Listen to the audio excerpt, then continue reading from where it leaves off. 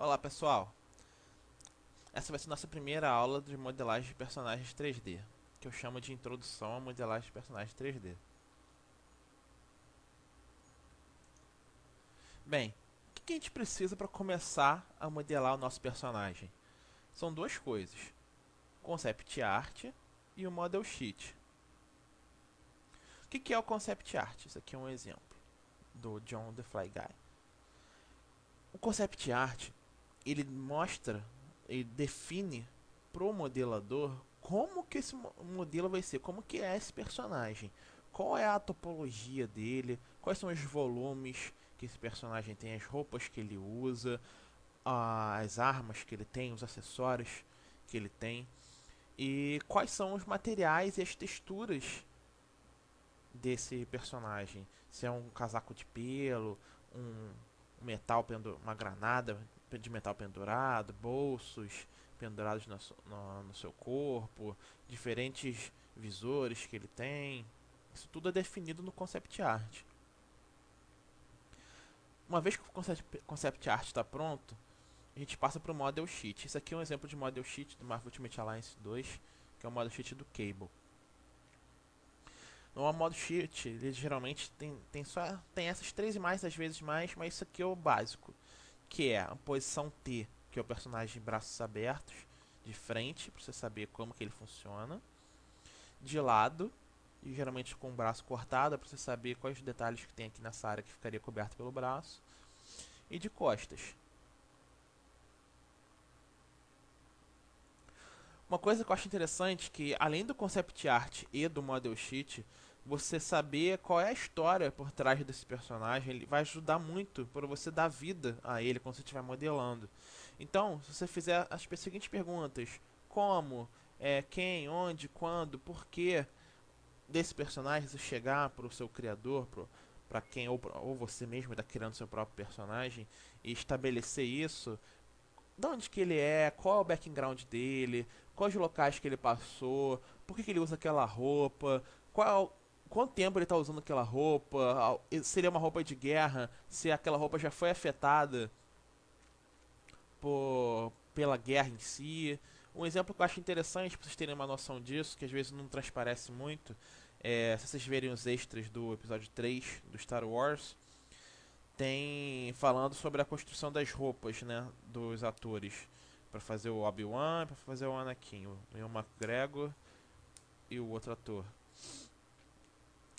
O que acontece? Teve, se não me engano, mais de 43 roupas diferentes para os dois. No seguinte quesito, quando eles estão lutando na batalha no naquele planeta chamado Mustafar, que tem a lava e a lava começa a estourar e voar em cima deles cada vez mais. As roupas vão, de acordo com cada cena, as roupas vão ficando mais sujas, as roupas vão ficando queimadas. Então isso é algo legal para vocês atentarem quando está fazendo o personagem de vocês. Como que o ambiente em que ele está inserido age em cima do seu personagem. Se ele já usa a mesma roupa há muito tempo, por exemplo, se aquela roupa tá queimada, tá cortada, tá suja por algum determinado motivo, alguma missão que ele fez, algum lugar por onde ele passou, se ele tem uma cicatriz que algum inimigo lá do passado fez e cortou, deixou ele cego, ou deixou uma marca no braço.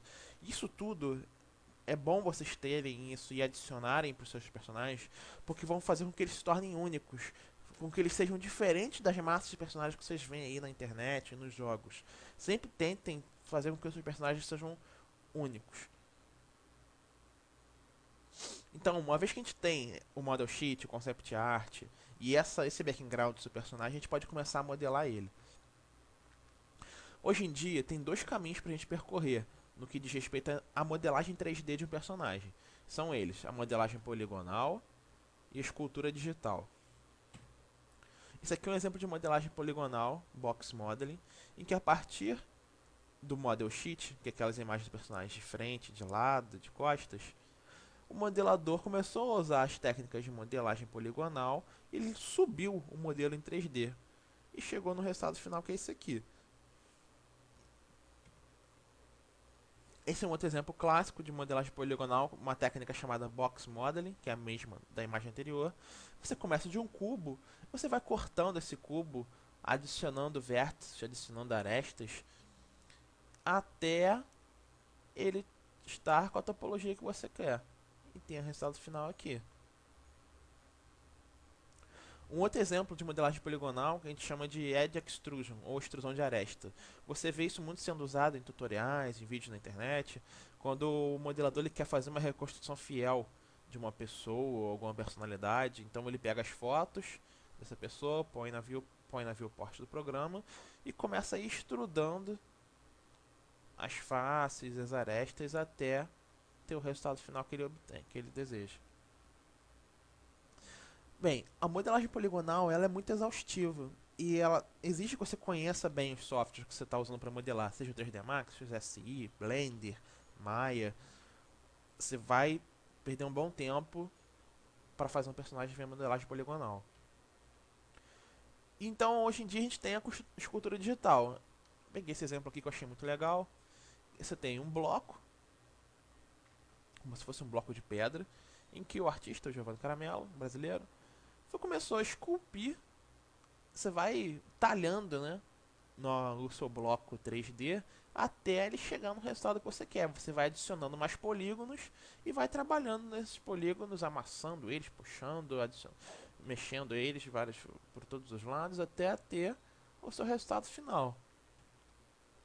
Então, o que é a escultura digital em si?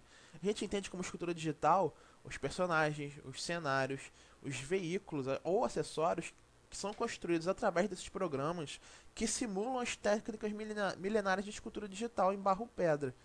E os principais programas que são o ZBrush da Pixologic e o Moodbox da Autodesk. Aqui é uma imagem de outros ângulos daquele modelo que eu mostrei.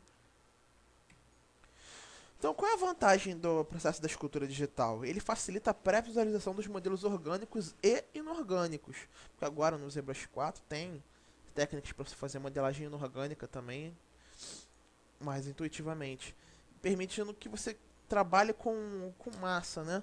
Então, você tá usando as técnicas antigas, você usando como se você estivesse trabalhando com as mãos, esculpindo com as mãos e ferramentas específicas de escultura, só que dentro do computador. Você traz a arte para dentro do ambiente de computação. Essa é a grande vantagem da escultura digital. Mas aí a gente chega num pequeno problema. Como é que a gente anima uma escultura digital? Apesar dela facilitar muito, né, a construção dos modelos 3D, a pré-visualização dos modelos 3D, a escultura digital, para você ter aquela quantidade enorme de detalhes, ela vai aumentando a quantidade de polígonos da malha estupidamente, fazendo com que ela tenha milhões de polígonos. E isso inviabiliza o uso dessa malha com vários detalhes pesada em aplicações para jogos 3D e para animação. Não tem como você animar uma escultura. Então, daí que surge a necessidade de a gente criar uma topologia nova, uma malha 3D nova com base na escultura digital, através da retopologia. Então, vamos falar topologia e retopologia. Isso aqui é um exemplo interessante de um brasileiro também chamado Bruno Melo. Nós temos esse bloco aqui, que pode ser modelado no 3D Max ou qualquer outro software de modelagem poligonal. Levou ele para o ZBrush, começou a esculpir esse bloco, adicionando, subdividindo esse bloco em vários polígonos, até ele ter o volume que ele queria para esse personagem, que é o Hulk. Uma vez que ele chegou nessa definição aqui, ele fez a retopologia do modelo, ele replanejou a malha dele todinha, e aí projetou esses detalhes aqui nessa malha aqui. E aí ele conseguiu fazer um modelo mais refinado.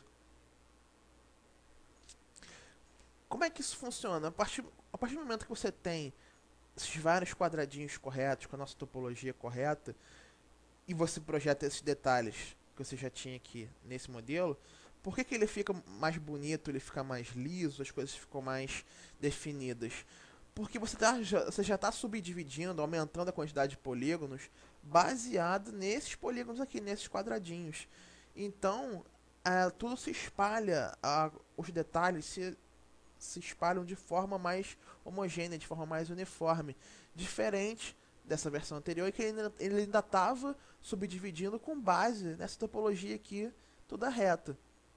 E ele chegou no final, teve esse modelo aqui com bastante definição, bastante smooth, por assim dizer, bem liso, bem definido.